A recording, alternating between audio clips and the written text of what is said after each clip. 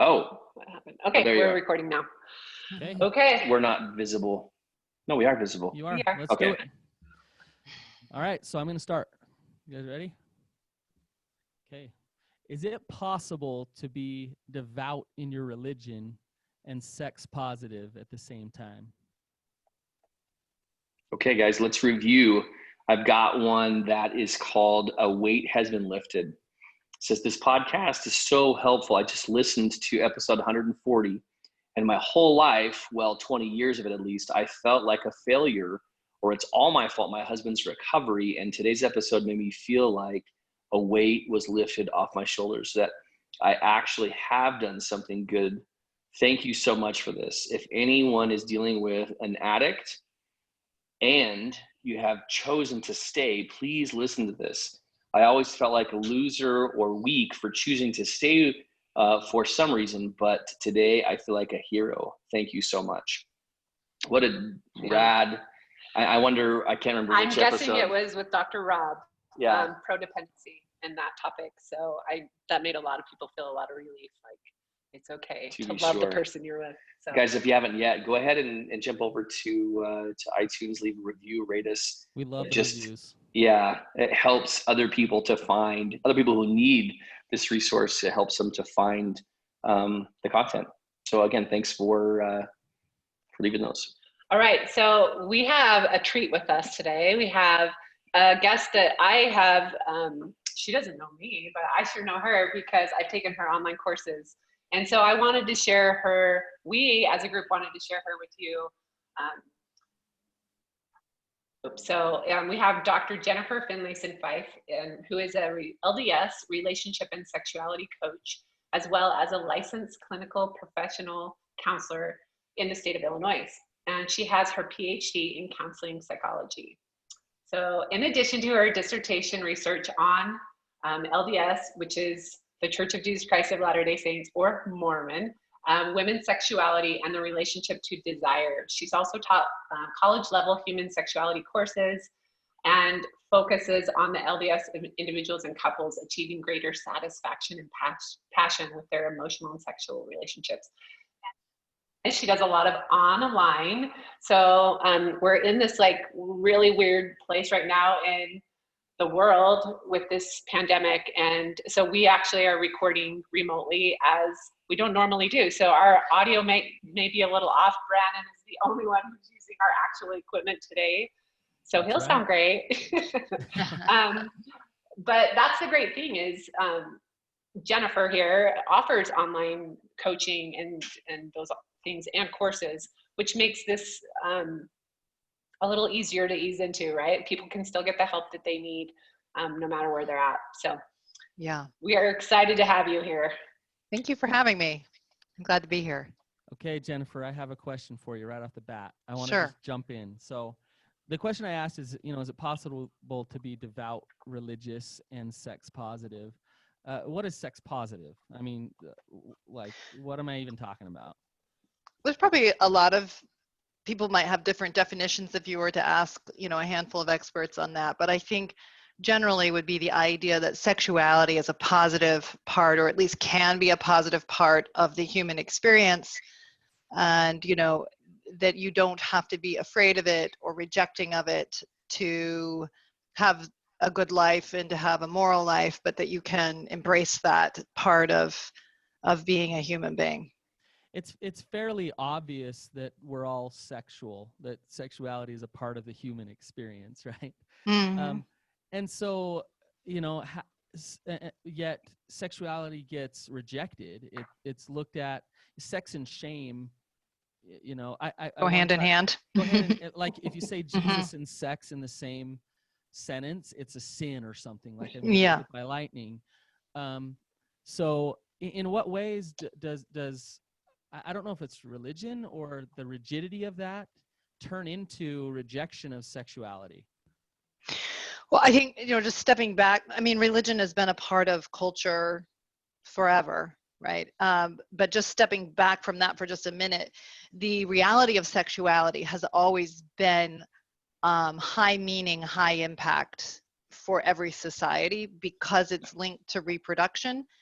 and because it's also, I think, very core to the most sort of vulnerable part of being human. Mm-hmm. So I think it's always been in society's interest on some level to regulate sexuality, even just the issue of reproduction and how do you take care of the offspring and so on.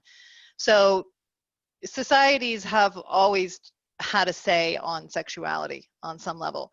Religion is another version of that, and I think has, at least, you know, the more conservative and orthodox the religion, often the more it's trying to regulate sexuality as a function of spirituality. So that's why a lot of people feel that the two can't be compatible, you know, and Christianity has a version of that, Islam has a version of it, but as does Judaism. But I think that there's often an idea within religion that pleasure and indulgence are in contradiction to spirituality and goodness. Can you speak more to that, of how they can be compatible, where spirituality and sexuality actually complement each other? Well, I think, you know, I think there's a lot I could say about this, but I think that, how to say it, a less mature interpretation of religion or goodness is generally going to put people at odds with their basic embodied nature, and is going to basically problematize the basic reality of being pleasure-seeking beings, because we are, you know. And so every time, whether we like it or not, right? I really yeah, want to that's drive right. that home. It's there. That's right. That's exactly right. And so, you know, sometimes I will tease in some of the courses I teach that, you know, that babies, even in utero, you know, are masturbating. Now, those are the evil babies, of course, not the good babies. No, that is to say that just a baby is going to, once it finds a way that has pleasure, is going to be drawn to that pleasure. And this is a survival thing even, right? So we are pleasure seeking. I think when you problematize that and you say that that seeking of pleasure makes you defective, ungodly, you're a threat, not only do you make it more problematic in people's lives, but that's an idea that this is somehow linked to evil, pleasure's linked to evil, and you interfere with another possibility, is that how do you relate to your sensuality, your sexuality, pleasure, in a way that creates goodness? Yes. And that's maybe a different definition of goodness, but I think it's certainly one that you can find support for in religious text. That is to say that goodness is about what creates strength, safety, peace, happiness within one's relationships. That's what is defining of what is good, not just the sort of self-depriving ideal. Yes. So sex, Ashley and Kobe, if I'm talking too much, jump in. But I just have so many questions here. Sex can actually lead to connection to God, can actually lead to creation of love, and not just destruction and shame. That's kind of what I'm hearing you say. Most definitely. Most definitely. And some people have no sense of that because they have come out of relationship realities in which sex has been used to exploit, take advantage, to betray, right? So for a lot of people, that's just a mind bender of an idea. Or they've come out of a religious tradition in which sex is Satan's pathway or the pathway of evil. So they don't have a notion of, they maybe hear the idea that sex can be about love and goodness and something holy, but it just does, it's not compatible because they don't understand yet from their own experience often sexuality as a form of giving and receiving, as a form of loving and being loved, knowing and being known, right? And, you know, if you interview people across religions, people that will sometimes, if you ask them to speak of their most sacred experience, their most experience where they felt closest to divinity or to an expansive self, they will reference often the heights of sexual pleasure as a time when they felt in connection with the divine. Yeah. You know, it's interesting. I'm going to pop in here because I feel like I had the double whammy, right? I was coming from this very religious community of sex is going to lead to bad things, right? So I just don't do it. And then I get married and think it's going to magically happen and be great. And then I feel betrayed in our relationship. So it was messy for me. It was very messy for me to figure this out. And I remember when I took your course, just being terrified, like, am I ready for this? And I know Brandon's like laughing because I did reach out to Brandon, like, wait, some of these things, I'm like, I'm worried that this is like triggering stuff. And it took me a while to go through it, to be like, these are good. Like, I want this. This is why I invested in this course, because I needed that. Mm-hmm. And it's been a journey for me to figure out that part of me, that kind of zoom out from the religious part and zoom out from this betrayal, and really and just embrace that self that I haven't. Right. I think what you're pointing to, which is what a lot of my clients and people that are in the courses speak about, is that it's stepping into deeper responsibility into your own life, and into a deeper sense of being an equal, or a person who can direct her life and embrace her sexuality and make choices. And that takes a lot of courage, rather than being in a more dependent or passive position that many of us, especially as women, have been socialized into. So there is a way to kind of, even though that has negative implications for your sense of strength, your sense of self, your peace of mind, there's a kind of pseudo safety in it, because you can hide behind, I'm a victim of you. I don't mean that that's not real, but I can hide behind, I'm a victim of you. I can hide behind my fear. And stay stuck. And stay stuck, which for many of us, you know, it just feels easier than confronting our lives and asserting ourselves. And I think this is what the worst version of religion can tempt us into. Yes. Can you say more about that? Sorry, Brendan, but I just was, can you say more about that? Like, meaning, I guess it's two parts. Say more about how this is the worst part of religion. How do people, say more about that, but can you speak specifically to how people can recognize the place that they're in, and what does that path really look like to say, I can still maintain my devout spiritual connection with my religion and also with God, while still, you use the word responsibility, like our own personal responsibility in this. How do people balance those two? Yeah, it's a good question. So first, I'll say that, first of all, religion is not a monolith. Okay, so that is to say, how anyone organizes around the notions of God, and what its responsibility is to a community to become closer to God, there's a continuum. There's a lot of differences within religious organizations.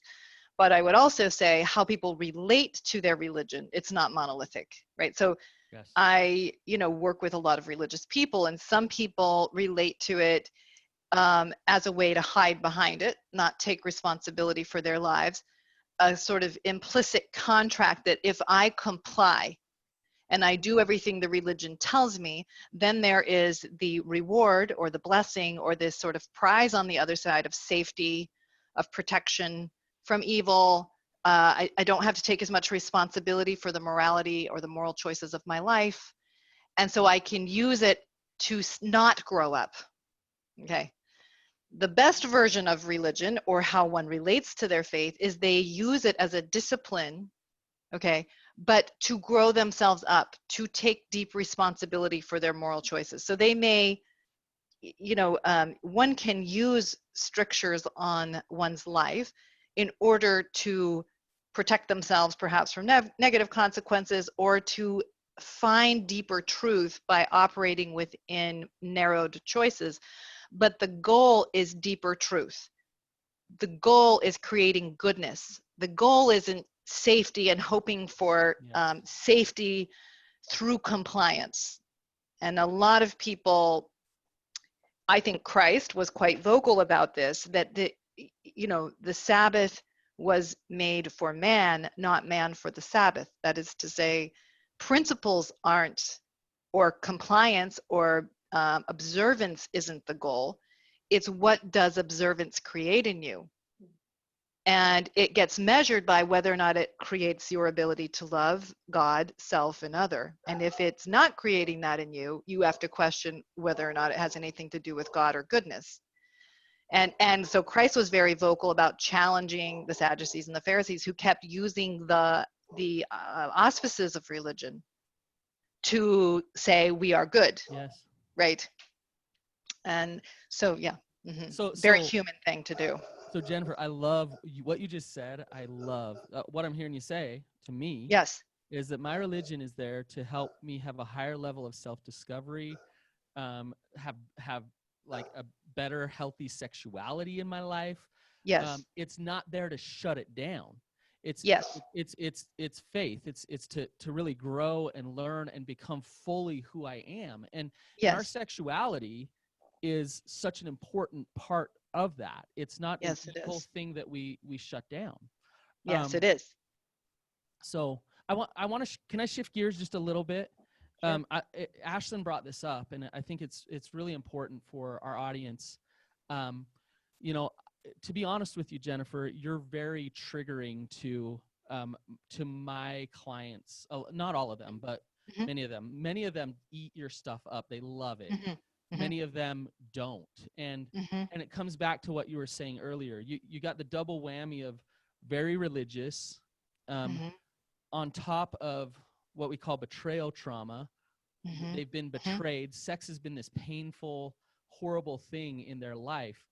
And then you talk about erotica, you talk about masturbation, lust, even what the definition of lust is. For me to go there with my clients can be very overwhelming, almost to the point where they just can't. It's just scary, and it's, you know, lust or sexuality, erotica is so automatically evil. Yes. What would you say? Like, where do you start with somebody who's had such bad experiences, so to speak? I mean, I think that what I would start with is just acknowledging that that's true. Like, they really have had negative experiences, and it certainly makes sense that their knee-jerk response is to reject sexuality. Yes. Right, like somebody who's been molested, it's not an uncommon response that you just shut the whole operation down, because it's a way of saying, I want to protect myself from harm. Right. So I think where I would start is to respect that response is a self-protective one, and to be self-protecting certainly makes sense. But what I then often will talk to clients about is the way that their sexuality, the way that they're positioning around this, is that they have shut down a fundamental part of being a human being. Yeah. And they've shut down a really fundamental part, you know, in the case of many of my clients, of being a woman, and that they're allowing these negative experiences to rob them from being integrated with their whole selves and all of their strength. And so I'm trying to help them see, and they don't have to. I would never say to somebody like, you know, you can't be whole if you don't deal with this. I think what I would say is, I want you to at least see what is there so you can make choices from your strongest, clearest self around what you want to deal with or not.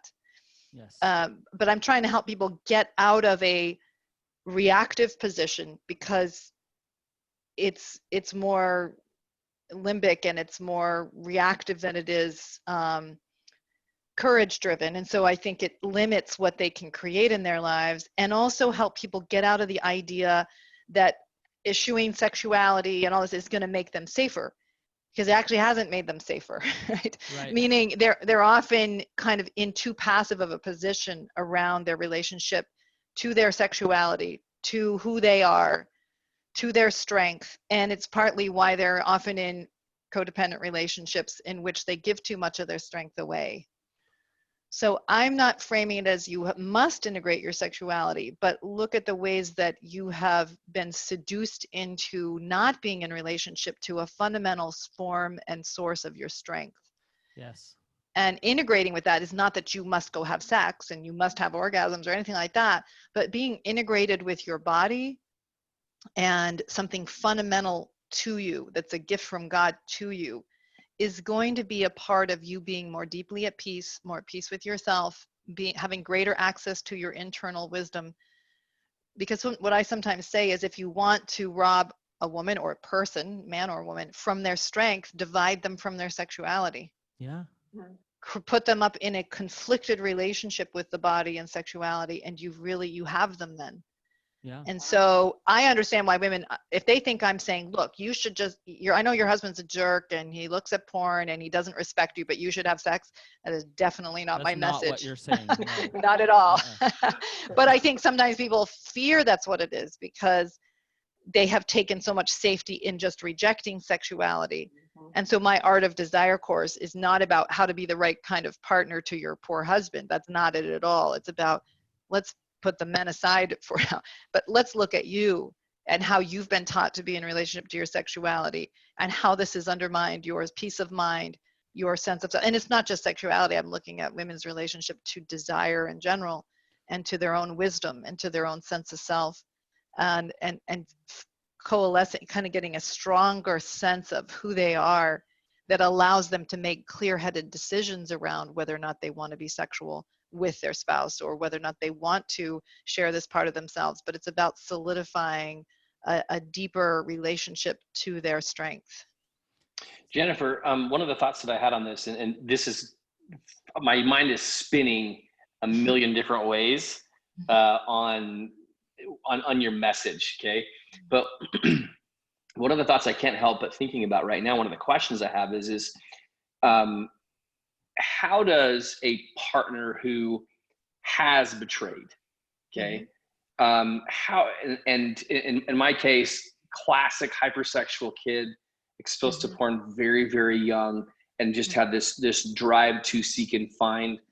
And I wasn't patient, we'll say, with Ashlyn, especially when discovery was made of my addiction to porn.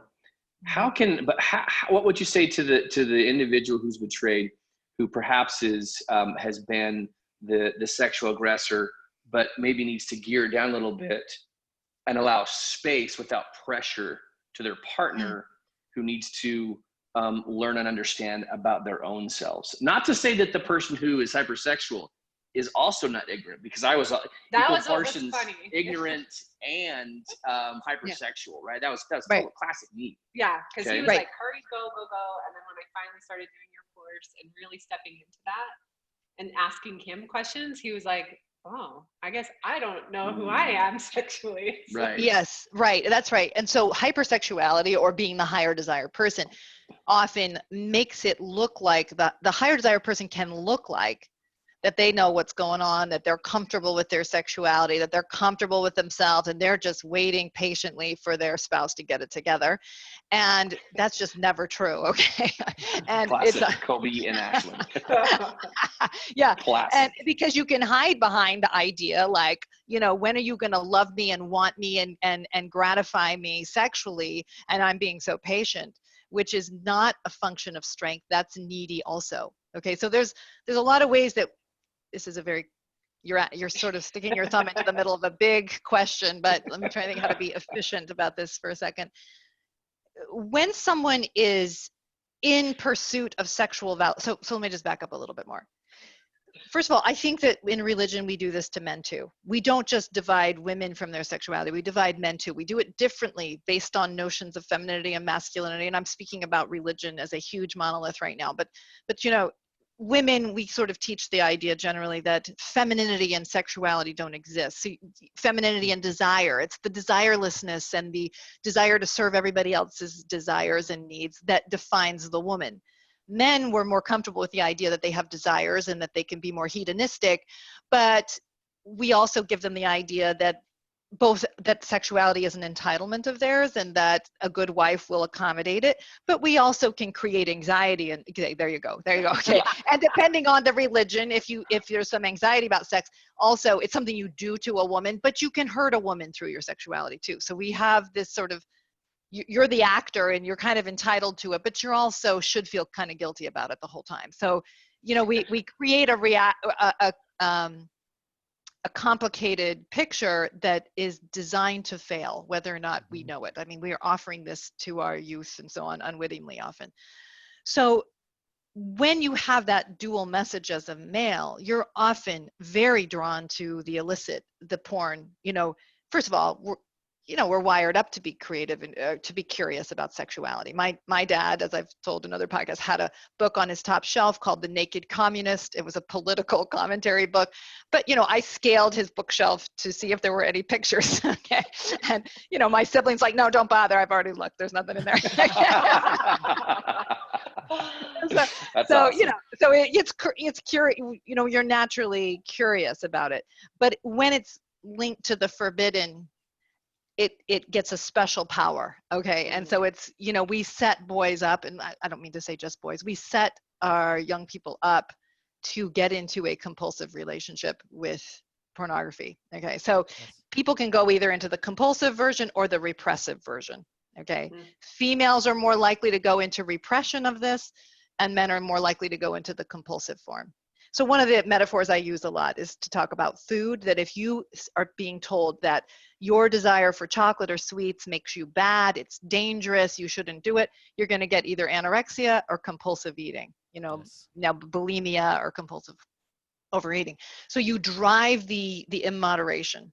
Okay, well then, if you're like, oh, I really like this, it feels validating to find these sexual images, it makes me feel alive, it makes me feel like nobody's controlling me for once, okay, plus I'm getting the message that when I finally get married, she's just gonna be all about being there for me sexually, and she's gonna love every minute of accommodating my narcissistic self.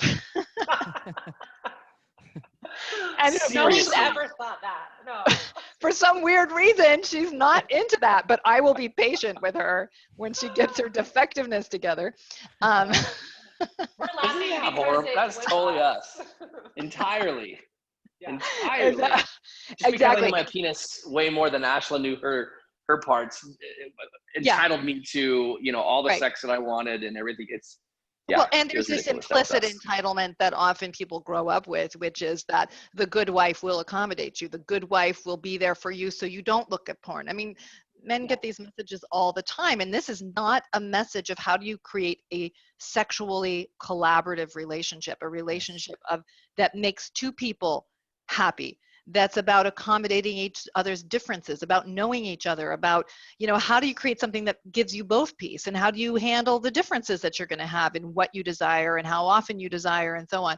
Because as soon as somebody makes it about you should manage my feelings and my needs, you've turned it into work for the other person, and now they really don't want it. And then that drives the hunger in the higher desire person and the resistance in the low desire person. Then that higher desire person often gets resentful enough because you're supposed to be accommodating me, you loser. And then they go look at more porn. Okay. Yes. Or seek other women, which is what our case was. Yes, exactly. Or find some other woman who finally understands how great you are. And then, I mean, it's so funny and not funny. I don't mean to laugh, really. It's just because it's such painful stuff for people. But then, of course, that just drives why would I want to open up to you? You're so self-serving. You are so self-justified. You've never really wanted to make love to me because you don't want to know me, because I don't validate you enough. And oftentimes on the lower desire person's side, there's a similar anxiety. Like, I wanted you to just make sex okay. I wanted you to handle my fears around this and to bring me into my sexuality, because that's what I was taught was going to happen, and you've done a crappy job of it. So, I don't have to deal with my responsibility in this. And so I think, that's the stereotypical response, stereotypes view. I know that people have much more nuanced experiences than what I just said, but I think that drives a lot of, I can't get from you the sense of self that I wanted to get from you. And so I'm either going to handle it through more demandingness or less availability, but it drives this wedge. And the way that I try to help people to grow up is to confront their role in this dynamic and their immaturity, either their untrustworthiness or their inability to really love through their sexuality, and whatever version that takes within themselves. Mm-hmm. Jennifer, yes, there's this kind of undertone that I'm hearing that I think is really important, and it's for especially I think women to not take on this passive role and to actually assert themselves, to really explore their sexuality. And I know this is what your online course is about. But if you could give us just like a nibble, like what does that even mean for a woman to assert herself, to take control of her own sexuality? What does that mean?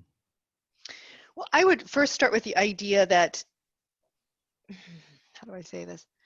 That while we all dislike the idea of women being condescended to, and we really dislike the idea that we would be in a less than position, that when it comes to taking responsibility for ourselves, that's when many of us like the idea, right?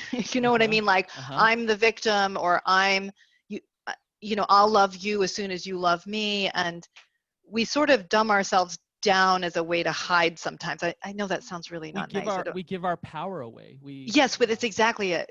We give our power away. And so I really want women to not do that, for their own self-respect, for their own peace of mind, for their own strength, and because it helps the people around them. It helps their children be stronger. It helps their relationships be stronger.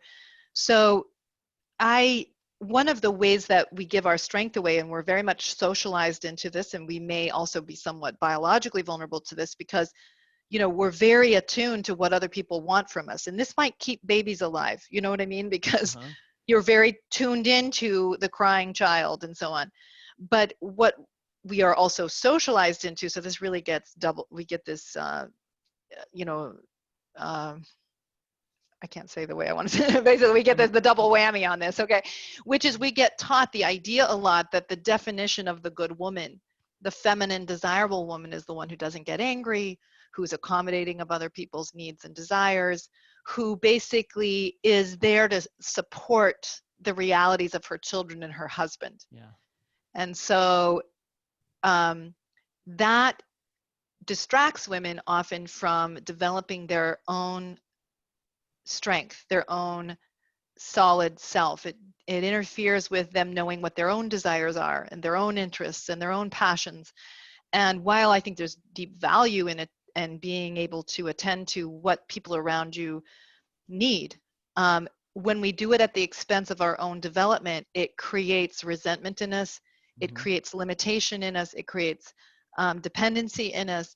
And so we have a responsibility to being our strongest self. So I'm trying to help women to look at their own self-development, the way they've been taught to discard their sexuality in favor of a male-focused sexuality, meaning being there for men, as opposed to embracing and developing their own sexual selves.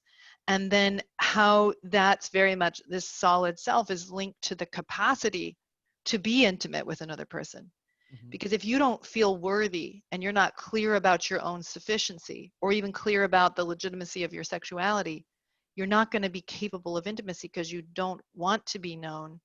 You want to be validated through sexuality, told you're okay, but that's different than wanting to be known. And so to be able to really let another person know you, you have to do the work of really coming to peace with yourself, which is about letting go of perfectionism and this whole need to make everybody else think you're perfect, but being able to embrace your humanity, which is inclusive of your sexuality.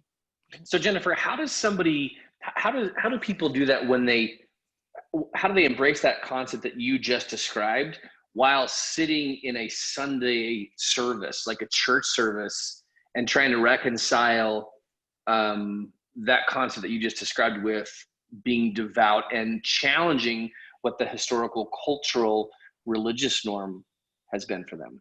How can they be not limbic, as you mentioned earlier, but be conscious and challenge that norm that they've had, while still saying, I'm devout, it's okay? Sure. Well, okay, a couple thoughts. Yeah, because I think for many of us, people have learned that what constitutes me being a good member of my faith is my compliance and my deference to an external authority. That's what a lot of people have learned is the definition of being a good anything, good Mormon, good Catholic, good, member of any faith. And I don't think of it that way, and I help my clients to not think of it that way. What it means is you may be Catholic or Presbyterian or whatever you are, and that you are living within that faith community doing what you believe is good, that your integrity leads you in those decisions.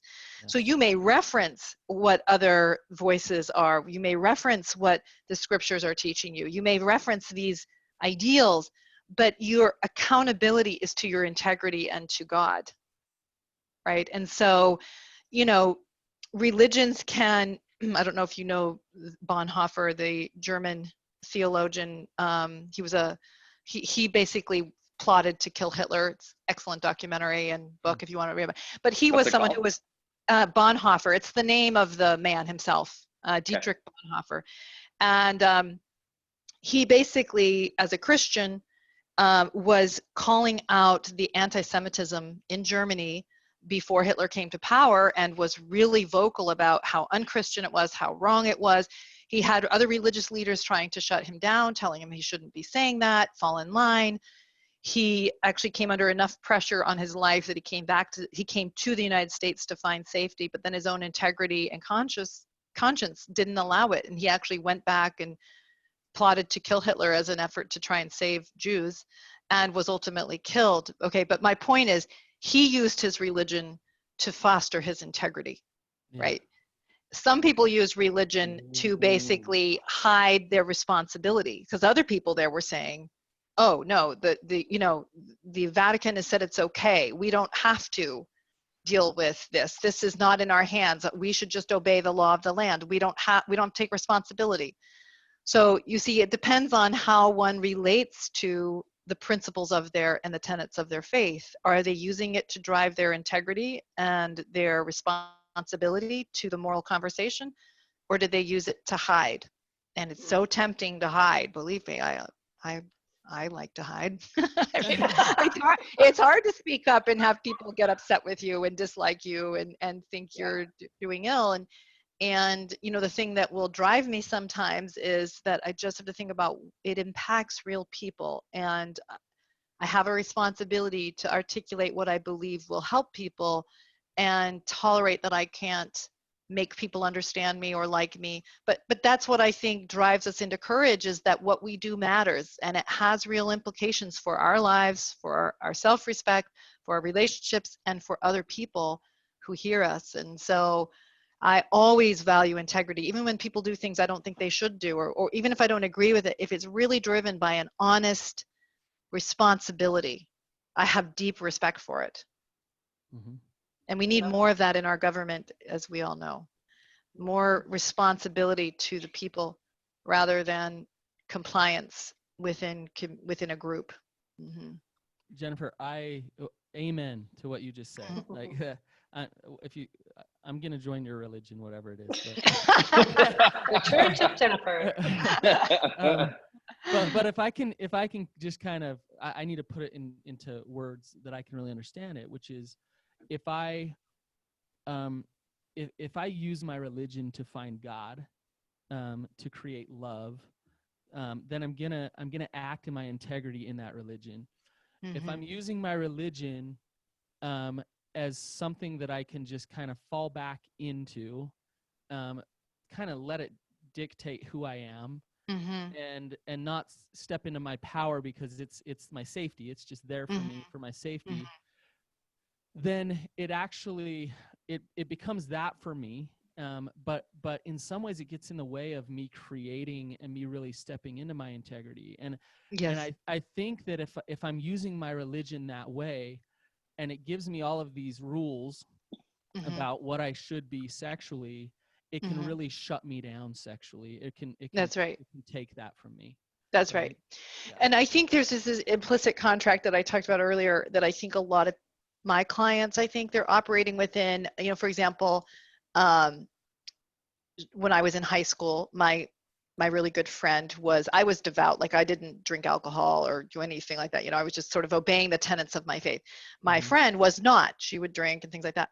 I remember one night we were walking somewhat late at night and sort of in an unsafe area. And, trying to get to our car, and she said, "I just feel much safer walking next to you." And I was like, "Wait, why?" I'm like, "Why would I have no muscle strength on you?"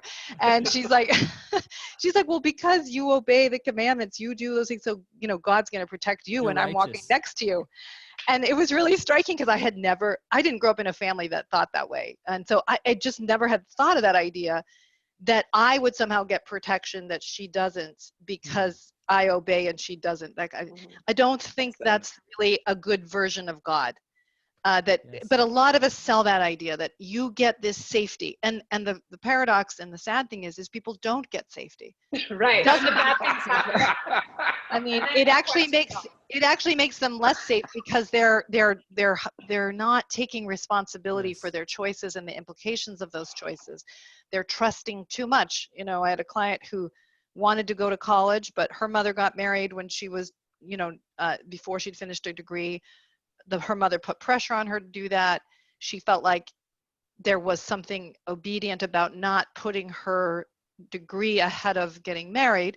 She gets married, has multiple children because she also sees that as a way of living the rules. And then her husband cheats on her and wants to leave the marriage. And so that's when that contract blows up, and she's reeling because she gave up so much to invest in the safety of her future. That was at least what was implied, without really taking responsibility of, can I live within these choices, and can I be at peace with these choices? And that's what we need if we're going to really grow into stronger people. Yeah, and I think just piggybacking off of that, to be able to have the courage to say things that might be a little uncomfortable, that are that go against, I don't know if it's against, but some of the rigidity, some of the cultural religious stuff. Yes. And exactly. To actually say those things and challenge those things, it can be uncomfortable when if you've been in the box so much and it's so safe there. That's right. It can be uncomfortable to hear it. It can be uncomfortable to say it, but it's That's important to go there, and it's important to say those things. And in the New Testament, that's very much the message that Christ was challenging this sort of hiding behind the religious norms as opposed to using it for your development. Absolutely. Yes. So Jennifer, I know that we're shorter on time, but I wanted to just, I guess, ask this question. It seems as though that if I'm on this path where I believe that, without really necessarily saying it, that my penis is bad, and everything that's bad in life that's happened to me is because I can't stop touching my penis or looking at porn or whatever the case is. What's going to be a really sustainable, like 1-2 punch, in your opinion, in order to begin taking personal responsibility while altering the current course into a much more healthy and integrous way? I'm thinking education is certainly one of those things, because it's like ignorance can be just this fetter that can drown a soul. Yes. Let me see if 1 or 2 punch. I'm trying to think about how to be efficient in my response, but I think upgrading one's notion of God.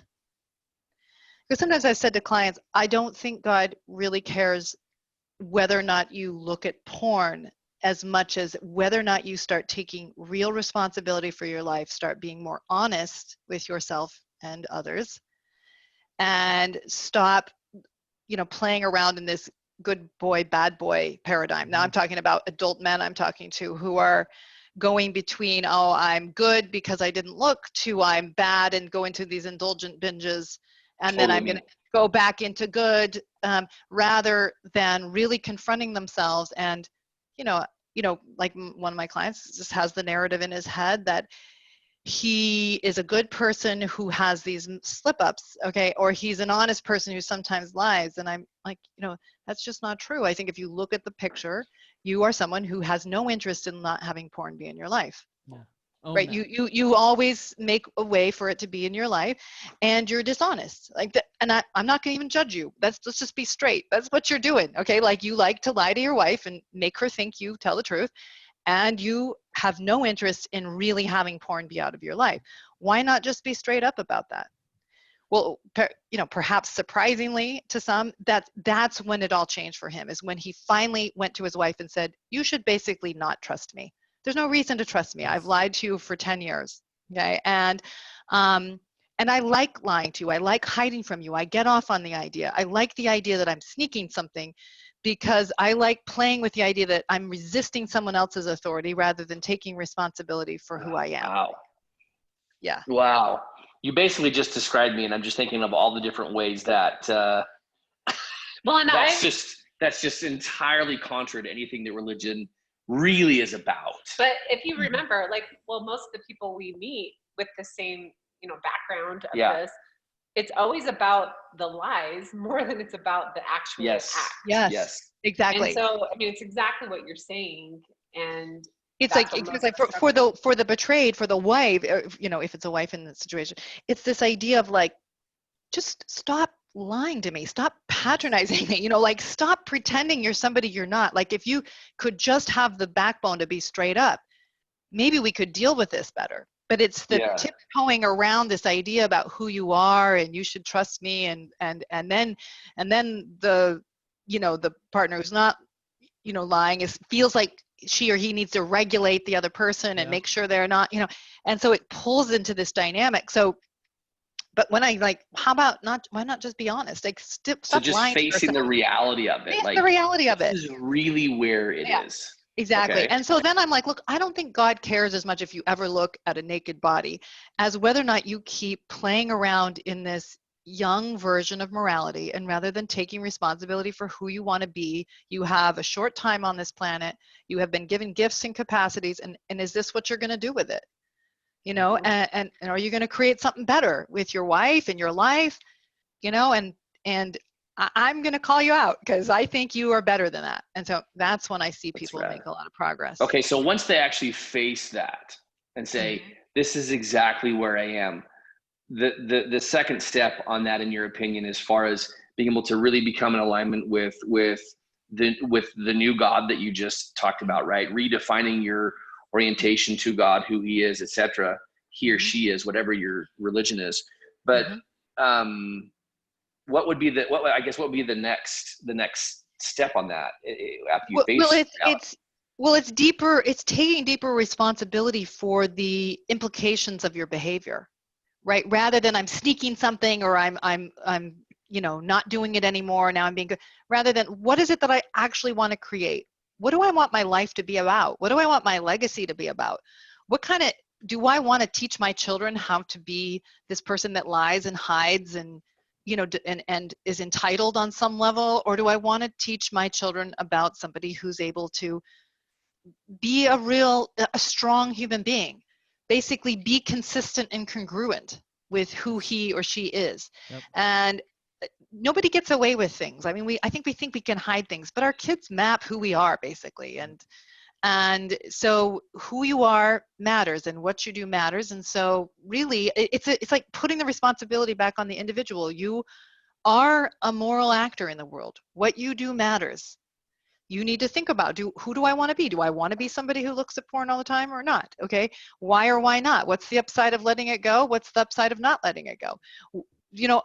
I mean, really, like, make decisions. I'm not going to make it for you because I don't have to live your life and be in your relationships, but I want to help you do this honestly, because you're the one who has to live with it. I had a client come in. He's very BYU, very, yeah. And he comes in, and he'd been acting out with pornography over and over again. Yeah. And he comes in and he's like, Brandon, I want to be a porn star.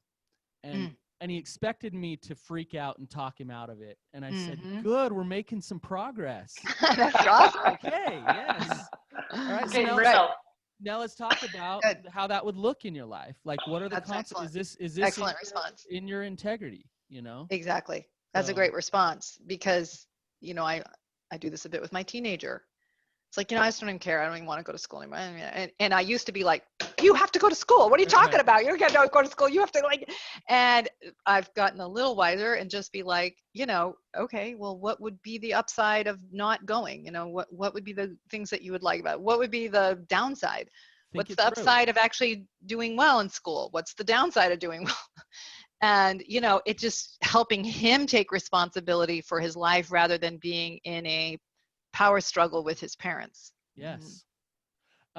Okay, I know we need to wrap up. So, Jennifer, I know you have retreats that sell out in like 5 minutes. Yes, back before social distancing, yes. Yes. But you do have one coming up, don't you?